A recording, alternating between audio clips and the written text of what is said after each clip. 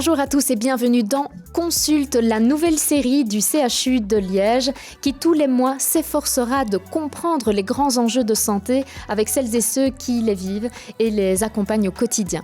Alors tout au long de cette émission, vous allez le voir, on n'aura pas des grands discours complexes ni de réponses toutes faites. L'objectif que nous avons, c'est vraiment de vulgariser, de décrypter, d'expliquer et de rendre les sujets que nous allons épingler accessibles au plus grand nombre. Et pour démarrer cette série, nous avons choisi un sujet d'actualité qui concerne de plus en plus de familles, le surpoids chez les jeunes, chez les ados et les jeunes enfants. Et pour en parler, j'ai le plaisir aujourd'hui d'accueillir le professeur Marie-Christine Lebreton, accompagnée de Pauline Marnef, coordinatrice du CPMO. On va en parler plus tard, le CPMO du CHU de Liège, qui est un centre qui s'est spécialisé sur le sujet et qui fonctionne grâce à toute une organisation, à toute une équipe pluridisciplinaire. Merci à toutes les deux d'être avec nous aujourd'hui. Bonjour, Marie-Christine. Bonjour Pauline. Alors c'est une question que je vais vous poser à toutes les deux sur base d'un constat. Lorsqu'on parle de surpoids chez les enfants ou même de surpoids tout court, on a souvent un raisonnement très réducteur qui dit c'est juste une question de volonté ou juste une question d'alimentation. Or la réalité derrière, elle est beaucoup plus complexe que ça. Vous me confirmez ? Oui, on confirme tout à fait. Donc, il faut absolument passer outre ce raisonnement réducteur, comme vous venez de dire, mais plutôt comprendre que le surpoids ou l'obésité, c'est une vraie maladie à part entière, avec une composante génétique, épigénétique, la composante psychologique, la composante familiale, la composante également activité physique. Donc, on est vraiment, en fait, dans une prise en charge multidisciplinaire pour une maladie multifactorielle.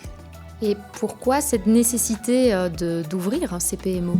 Donc le CPMO, en fait, a été mis en place par l'INAMI le 1er décembre 2023 et actuellement en Belgique, il existe 24 CPMO. Donc CPMO, Centre pédiatrique multidisciplinaire de prise en charge de l'obésité. Alors l'INAMI, la porte d'entrée, c'est vraiment l'indice de masse corporelle évidemment, mais nous allons évaluer les enfants et les jeunes avec ce qu'on appelle l'échelle d'Edmonton, qui comprend en fait 4 critères, le critère mécanique, métabolique, psychologique et le milieu. Et ça, c'est tout à fait très important. Et au terme de cette évaluation, sur un même plateau technique et le même jour, nous allons pouvoir créer donc en fait un profil, enfin pas complet évidemment, mais un profil du jeune et de lui proposer donc une prise en charge thérapeutique beaucoup plus adaptée. Alors Pauline, dans quel état d'esprit vous sentez les jeunes qui arrivent au CPMO ? Alors ça varie très fort en fonction de l'âge. Pour les plus jeunes, bien souvent ils sont là parce que les parents les y emmènent et ils ne comprennent pas toujours ce qu'ils viennent faire chez nous dans un premier temps. Après, pour les adolescents, début de l'adolescence et les adolescents un peu plus, entre 12, je dirais, et 16 ans, on peut quand même remarquer une souffrance. En tout cas, c'est difficile pour eux quand on leur demande pourquoi ils viennent de l'exprimer. Alors là, c'est plutôt l'état d'esprit dans lequel les enfants se trouvent, mais quid des familles ? Est-ce qu'elles ressentent un certain soulagement en poussant les portes du CPMO ? Alors, soit ils y sont arrivés parce qu'ils y ont réfléchi et que c'est une démarche de la famille qui dit c'est le moment, on y va, soit ils y sont un peu contraints par un avis médical et finalement, en ayant entendu ce qu'on a à leur dire, probablement que c'est l'endroit où ils peuvent déposer ce qu'ils ont envie de déposer. Donc, ça peut, oui, c'est l'endroit, en tout cas, nous, c'est ce qu'on souhaite, c'est que ce soit l'endroit où justement ils peuvent venir chercher le soutien dont ils ont besoin. À la base, les gens, ils viennent surtout pour avoir des conseils diététiques, pour comprendre. Ça, c'est non négligeable, c'est indispensable, la diététique. Mais il y a aussi le psychologique très fort, parce que parfois, on ne se rend pas compte, comme on l'a dit, multifactoriel, on ne se rend pas compte qu'en fait, le point derrière tout ça, c'est peut-être simplement besoin d'aller rechercher plus loin quel est l'élément déclencheur. On y verra peut-être un peu plus tard, mais il y a aussi tout ce qui est alimentation compensatoire, émotionnelle, ça fait partie de tout ça. Donc ça, c'est très important. Et alors, évidemment, tout ce qui est éducationnel. Ça, c'est un des points que nous, on peut apporter. Éducationnel, destiné aux parents, qui ont parfois des méconnaissances au niveau quel aliment donner à mon enfant, je donne ça, j'ai l'habitude, ça fait des générations que ma famille fait comme ça, et en fait, peut-être que c'est juste pas adapté, donc on leur explique comment adapter les choses, comment faire. Donc voilà, c'est plutôt ces 3 points-là. Et puis alors le côté médical, beaucoup de gens sont à la recherche d'un problème médical. Voilà, il y a une prise de poids, on n'explique pas, on ne comprend pas. Donc en fait, c'est pas toujours le cas. C'est pas toujours le cas, mais le but du CPMO, c'est justement ça. En fait, quand ils viennent chez nous, ils repartent avec des réponses à toutes leurs questions. Et ça, c'est notre force, je pense, c'est d'avoir vraiment cette multidisciplinarité, avec, au niveau médical, en fait, on peut rassurer ou pas. De ce côté-là, tout va bien. Au niveau diététique, il y a des choses à apporter. Voilà ce qu'on propose pour l'instant. Au niveau psychologique, il y a des choses ou pas.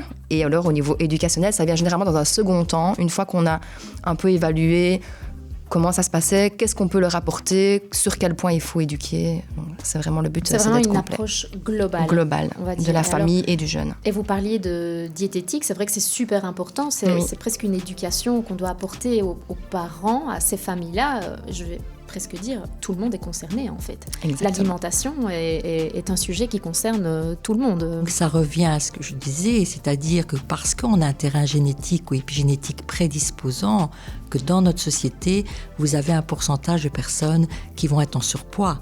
Donc ça, il faut bien leur expliquer, ils ne sont responsables de rien, ce n'est absolument pas de leur faute, c'est effectivement notre société qui devrait peut-être se remettre un peu en question d'un point de vue offre en fait alimentaire et non offre au niveau d'activité physique. On l'a dit tout à l'heure, c'est vraiment une approche globale. Le but aussi, c'est peut-être de déculpabiliser les familles qui sont concernées. Ça fait partie d'un des premiers éléments que vous allez dénouer chez ces familles-là ? Alors, déculpabiliser, là, c'est plus difficile. Elles ne se sentent pas coupables. Ce qu'on dit, nous, c'est qu'on explique effectivement... Qu'il y a une responsabilité. Voilà, tout à fait. Que aux jeunes et aux familles, que ce n'est pas vraiment...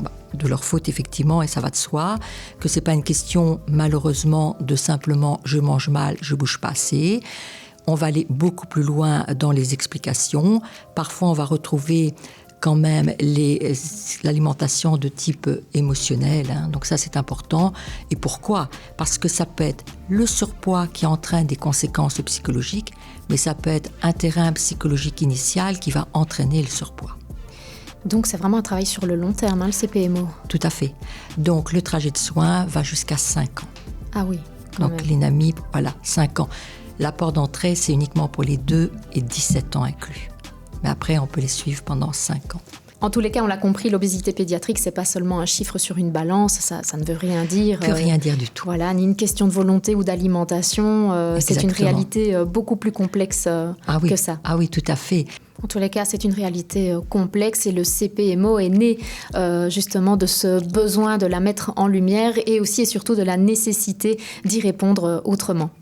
Alors grandir avec du surpoids, ce n'est pas seulement une question de santé physique, c'est aussi malheureusement devoir subir le poids du regard des autres, être victime de moqueries, de remarques. Tout ça peut conduire aussi à du harcèlement. On va donc s'intéresser maintenant aux impacts psychologiques et sociaux que ces jeunes peuvent rencontrer lorsqu'ils sont en surpoids. Et donc, est-ce qu'on peut dire que les impacts sont réels ? Les impacts sont très importants. En fait, ce sont des jeunes, effectivement, qui peuvent être stigmatisés, et on sait que dans le milieu du surpoids, malheureusement, il y a beaucoup de stigmatisation qui viennent à la fois des professionnels de la santé, mais également donc, des écoles parfois, professeurs de gymnastique également, donc sportifs, et puis également le milieu, donc l'environnement proche. Et donc pour ces jeunes, effectivement, c'est une souffrance parce que une parole, une phrase qui peut paraître tout à fait anodine, pour eux, prend énormément d'importance. Alors, je sais, Pauline, que chaque cas est différent, mais est-ce qu'il y a tout de même, au sein du CPMO, des impacts psychologiques plus notables que d'autres ? Alors oui, généralement, on remarque une faible estime de soi. Ça, c'est souvent la conclusion dans beaucoup de consultations psychologiques. Ils n'ont pas confiance en eux, ils se comparent aux autres, ils ont peur d'entreprendre, peur du regard, donc se cachent, font moins de choses, un isolement social. Et alors, ça, on l'a expliqué, donc il y a aussi la notion d'alimentation compensatoire. Donc ça, Dr Le Breton l'expliquera, il y a l'alimentation émotionnelle, mais ça peut aussi être l'inverse. Effectivement, donc un enfant qui a un vécu psychologique difficile dans le milieu ou autre, ça peut être des décès, ça peut être par exemple au moment du Covid, donc a été un gros traumatisme. Et là, on a observé effectivement qu'il y avait une augmentation de la surcharge pondérale chez les jeunes, parce que ce sont des jeunes qui se sont retrouvés subitement dans un milieu qui n'était plus maîtrisable pour eux, évidemment, confinés dans une maison, avec la possibilité effectivement de manger par ennui, etc. Et là, ça a entraîné plutôt la prise en charge. Donc en fait, quand on parle de prise en charge d'obésité, il faut se poser la question à la fois le retentissement psychologique qui a peut-être entraîné cette obésité et effectivement donc l'obésité qui va entraîner ses conséquences propres psychologiques. C'est vrai que la période du Covid était une période de grande détresse oui, émotionnelle chez les jeunes, impressionnant. Chez beaucoup de monde, et on a beaucoup, parce qu'on pose systématiquement la question à partir de quel âge tu as commencé à prendre du poids. Et la deuxième question, c'est est-ce qu'il y a eu un facteur déclenchant ? Et on retrouve beaucoup dans le facteur déclenchant la période justement du Covid, mais également on peut retrouver des décès, par exemple, une maladie grave de la maman, ou alors un accident qui est arrivé chez un frère, etc., et qui a bouleversé complètement la dynamique familiale. Donc ça arrive, vous me confirmez, sur le plan médical, un impact psychologique peut avoir une incidence sur la santé physique. Bien sûr. Oui, et ça, c'est ce que vous expliquez à toutes ces familles concernées. Oui. Est-ce qu'on peut dire qu'un adolescent, vous l'avez très brièvement expliqué tout à l'heure, mais donc un adolescent va vivre les choses différemment d'un enfant ? Oui. C'est vraiment un âge critique ? C'est un âge critique. Déjà parce que l'adolescence, on le sait, c'est quelque chose qui est difficile à vivre et à comprendre. Et puis, ce qu'on remarque comme généralement, c'est parfois le passage de l'école primaire à l'école secondaire, avec pour certains des grands enjeux, reconstruire quelque chose, rencontrer de nouvelles personnes. C'est souvent le moment où on se met beaucoup de pression, où les jeunes se mettent énormément de pression, et c'est parfois le moment où ils ont besoin de venir consulter pour trouver justement de l'aide. Peut-être aussi parce que c'est un moment de vie où on prête plus attention au regard des autres, ce regard qui pèse lourd. Bien sûr, effectivement. Moi, souvent, je compare l'adolescence à une sorte de pont. Vous voyez, vous avez la rive enfant et la rive adulte. Oui, il faut passer le pont. Les deux. Oui. Tout à fait. Et le passage de ce pont-là, ça va dépendre de la météo. Donc, vous pouvez avoir une météo clémente, mais parfois non clémente. Et l'enfant, donc l'adolescent, va avoir ces transformations. L'adolescence, c'est quand même une transformation physique. Et donc, cette transformation physique, déjà, il faut qu'il se l'approprie. Et pour le peu que son corps soit effectivement donc, en surcharge, etc., ça va être beaucoup plus difficile. Et puis, ce regard des autres dans le secondaire, avec de nouveau les petites phrases soi-disant anodines, etc., mais qui vont entraîner à chaque fois donc, une souffrance. Et donc, c'est vraiment apprendre à notre société à ne pas juger sur le physique. Oui. C'est et possible. Ça, oui, l'école a un rôle à jouer aussi, j'imagine, là-dedans. L'école a un rôle important à jouer parce que beaucoup d'adolescents nous disent que ce n'est pas uniquement les autres élèves, mais que ça peut être aussi le corps professoral. Mais ça peut être pour tout, je vous disais, corps médical, etc. Donc c'est vraiment à la société d'apprendre à ne pas stigmatiser. En tous les cas, une chose est sûre, c'est que le surpoids, c'est avant tout un poids émotionnel, très très lourd à porter et à gérer. Et donc l'impact psychologique et social est fondamental, surtout dans l'accompagnement qui doit s'inscrire sur la durée et dans une approche globale, comme on l'a compris au CPMO. Alors Pauline, Marie-Christine, les écrans, on le sait, font partie intégrante de notre quotidien et évidemment du quotidien des enfants. On en parle beaucoup, c'est vraiment un sujet de préoccupation au sein des familles. Et quand on parle de surpoids, la sédentarité est un des premiers éléments qui va être pointé du doigt. Est-ce que c'est un schéma de pensée qui est raisonnable et juste de se dire moins on bouge et plus la prise de poids va devenir importante? Est-ce qu'on ne peut pas aborder mode de vie, écran et surpoids sans culpabiliser? Et première question pour vous, Pauline, est-ce qu'on peut dire que écran, sédentarité, ce sont les seuls et uniques grands responsables de la prise de poids chez les jeunes? Alors non. Il est important de bien dissocier écran et sédentarité. Alors certes, les écrans, ça fait partie intégrante de la vie des jeunes aujourd'hui et on sait qu'ils y passent beaucoup de temps. Maintenant, la sédentarité, c'est aussi plein d'autres choses. Donc, ici, en éducation thérapeutique, les écrans, c'est une chose, mais moi, s'ils passent autant de temps à lire un livre dans leur lit, ça ne change rien. Ça veut dire qu'ils sont sédentaires de la même manière. Donc, je pense que les écrans, il faut y faire attention. C'est important, mais quand en éducation, quand on leur demande « Qu'est-ce que tu as fait aujourd'hui ?» Alors, 7 heures à l'école, il y a les cours de récréation, on espère qu'ils bougent un peu. On fait les devoirs, 1 à 2 heures généralement. Donc ça nous fait déjà 8 à 9 heures d'inactivité. Qu'est-ce qui reste? Alors là, que fais-tu de ton temps libre? Alors moi qui me répondent, je fais du dessin ou je suis sur mon téléphone, peu importe, mais généralement ça monte jusqu'à 4 heures, parfois 5 heures, parfois plus. Sur 24 heures, combien de temps as-tu passé inactif? Et là, on arrive parfois jusqu'à 22 à 23 heures sur 24, puisqu'il ne faut pas oublier le sommeil, qui est ça par contre indispensable. Et donc, à ce moment-là, quand on calcule avec eux, là, ça les percute, parce qu'ils ne se rendent pas compte qu'en fait, ils sont inactifs. Prise de conscience. Voilà. Donc, j'aime bien dissocier les écrans et la sédentarité. Par contre, les écrans ont alors d'autres impacts plus... voilà. Oui, voilà, parce que dans les écrans, le problème, ils sont beaucoup sur les réseaux sociaux. Et de nouveau, on a des messages qui sont des messages faux. Des messages faux au niveau de l'alimentation, au niveau des régimes. Donc, pour des adolescents qui veulent vraiment essayer de perdre du poids le plus rapidement possible. C'est pas facile. Exactement. Ouais. Donc, à ce moment-là, ils vont faire des tas d'expériences, se rendre compte que ça ne fonctionne pas. Donc, de nouveau, ils se retrouvent en échec. Ils passent d'échec, échec, échec. Et c'est pour ça que c'est très important de leur expliquer que les écrans, on est dans une société avec des écrans, il faut savoir les maîtriser, ça c'est sûr. Bien entendu, pas les interdire, ça va de soi, maîtriser les écrans et leur expliquer surtout qu'ils doivent être très très vigilants aux messages qu'ils reçoivent au niveau des écrans. Oui, donc on en revient à cette question d'éducation qui concerne De nouveau. l'alimentation, l'utilisation des écrans. Exactement, tout à fait. Oui, puis c'est pas facile pour les jeunes de voir aussi le reflet, ce qu'on leur renvoie comme image, parce que nous-mêmes utilisons des écrans, ça fait partie de notre quotidien. Tout à fait. Et alors, c'est pour ça, ils vont avoir parfois les images de la femme ou de l'homme parfait. Donc, et évidemment, ça les heurte et ça les met en difficulté avec le regard des autres qui peuvent s'imaginer. Tout ce qui est publicité au niveau des écrans ou au niveau TV, que ce soit TV ou réseaux sociaux. Et alors, à ce moment-là, ce sont des publicités, on le sait bien, en partie mensongères. Alors, quand on parle d'activité physique, je pense que ce n'est pas une notion qui est assez claire dans l'esprit des gens. Au CPMO, activité physique, ça veut dire quoi ? Alors, donc, l'activité physique, c'est ce qui fait peur aux jeunes.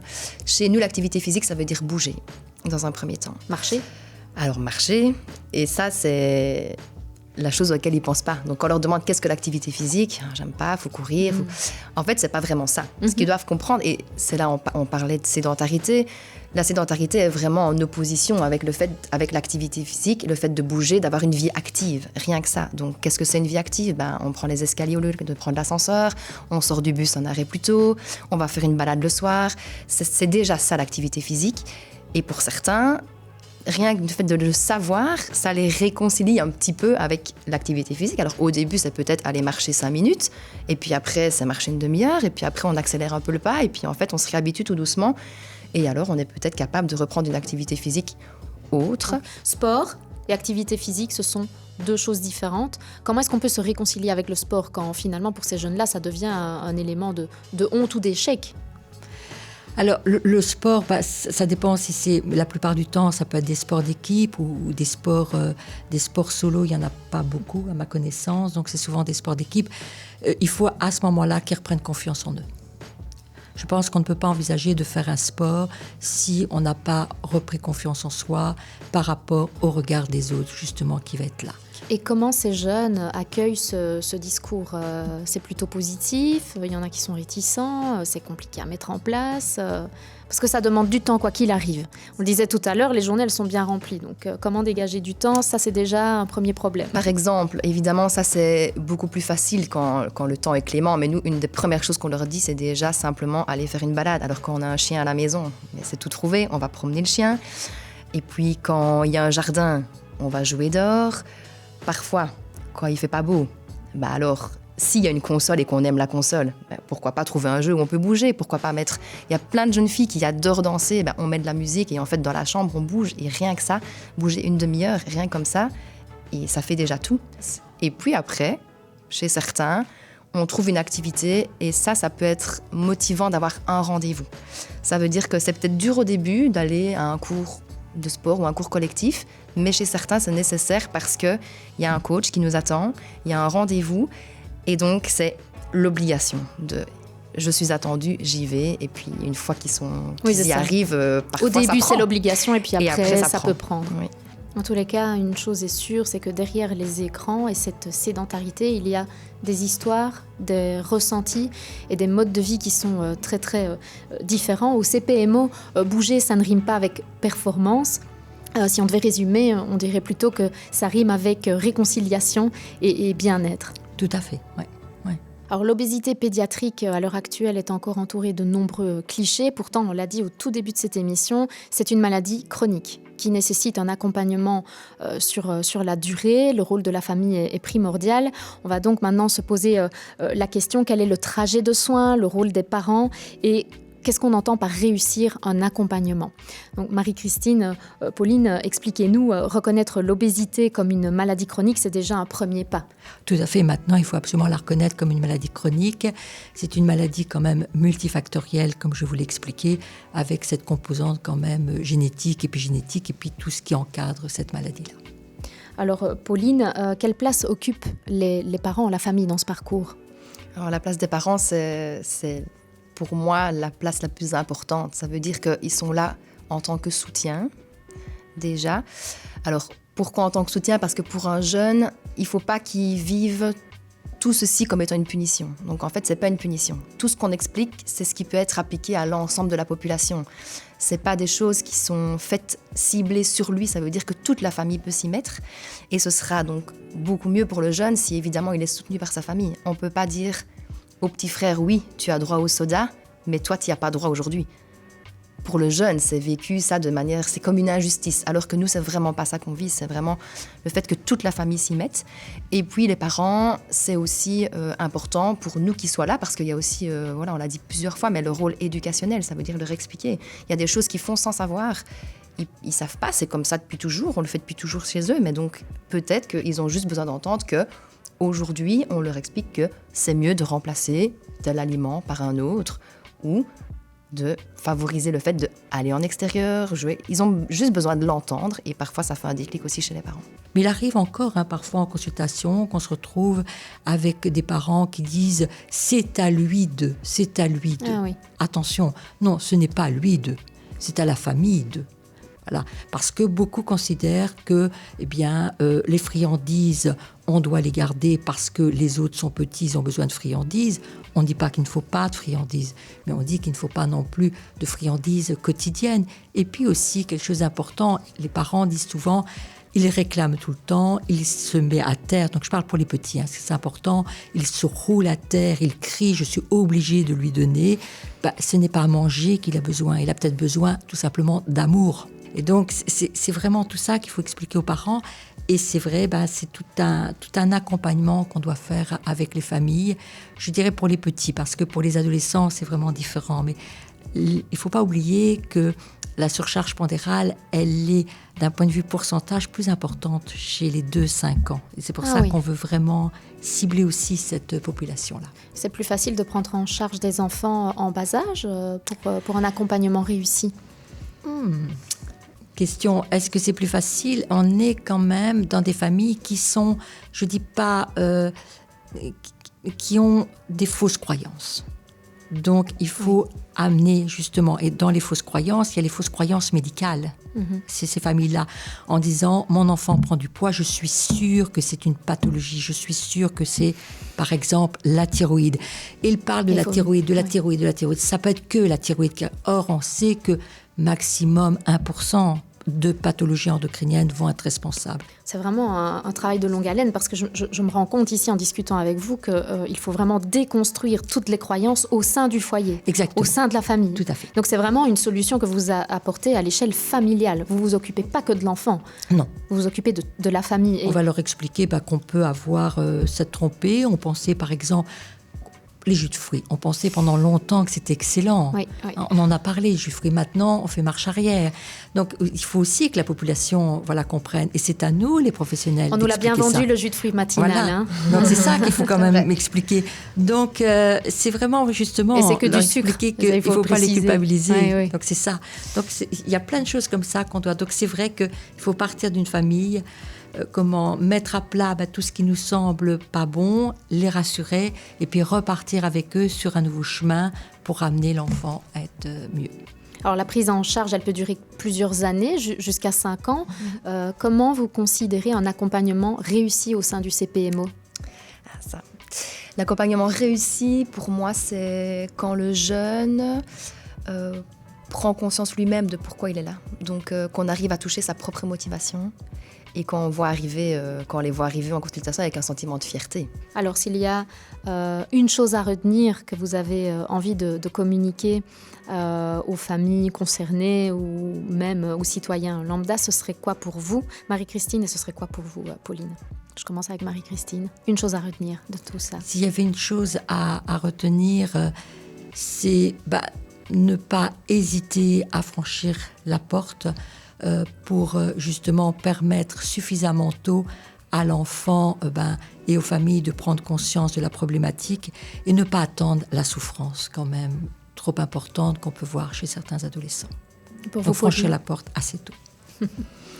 C'est un peu la même chose, ne pas avoir peur du jugement, parce qu'on est une équipe qui est justement là pour ça, et pour éviter qu'ils se sentent stigmatisés ou qu'ils aient peur. Donc nous, on les attend les bras ouverts pour pouvoir les accompagner au mieux.